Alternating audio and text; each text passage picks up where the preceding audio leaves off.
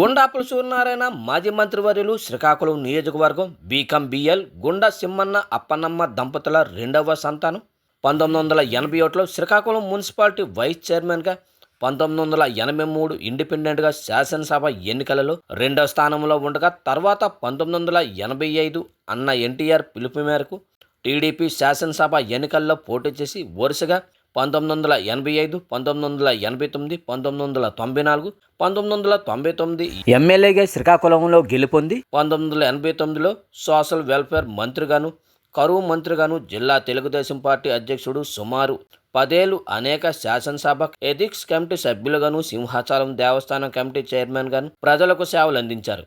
ఈయన సతీమణి గుండ Lakshmidevi municipal vice చైర్మన్గా 2014లో శ్రీకాకుళం ఎమ్మెల్యేగా పనిచేసి ఉన్నారు. వీరి కుమారులు డాక్టర్ గుండ శివ గంగాధర్ అమెరికాలో కాలిఫోర్నియా స్టేట్ ఎనర్జీ కమిషనర్ గాను, స్టాన్ఫోర్డ్ విశ్వవిద్యాలయంలో రీసెర్చ్ స్కాలర్గా పనిచేస్తున్నారు. వారికి 3 మనవలు, 1 మనవరాలు ఉన్నారు.